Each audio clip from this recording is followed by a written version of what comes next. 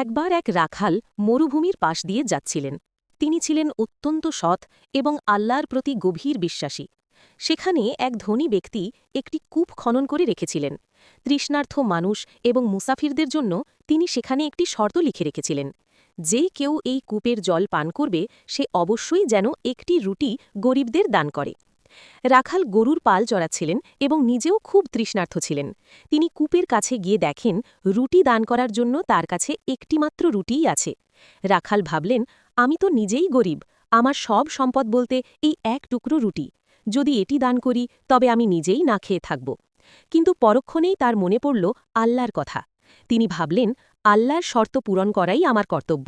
রিজিকের মালিক তো আল্লাহই। তিনি সেই রুটিটি একজন গরিবকে দান করলেন, আল্লাহর উপর ভরসা রেখে। এরপর তিনি তৃপ্তির সাথে কূপের জল পান করলেন। সন্ধ্যায় যখন তিনি তার পালের ভেড়া গুনছিলেন, তখন দেখতে পেলেন যে তার একটি ভেড়া বেশি আছে।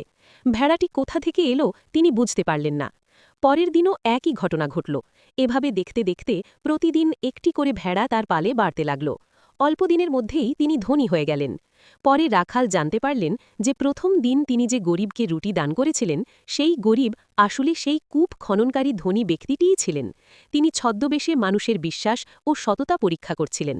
রাখালের সততা এবং আল্লাহর ওপর তার দৃঢ় বিশ্বাস দেখে ধনী ব্যক্তিটি তাকে প্রচুর পুরস্কৃত করলেন এবং তার সব ভেড়া রাখালকেই দিয়ে দিলেন। উপদেশ: আল্লাহর রাস্তায় খরচ করলে বা সততার সাথে কাজ করলে আল্লাহ তার পুরস্কার অপ্রত্যাশিতভাবে বাড়িয়ে দেন। ধৈর্য, সততা এবং আল্লাহর ওপর আস্থা রাখাই মুমিনের প্রকৃত সম্পদ।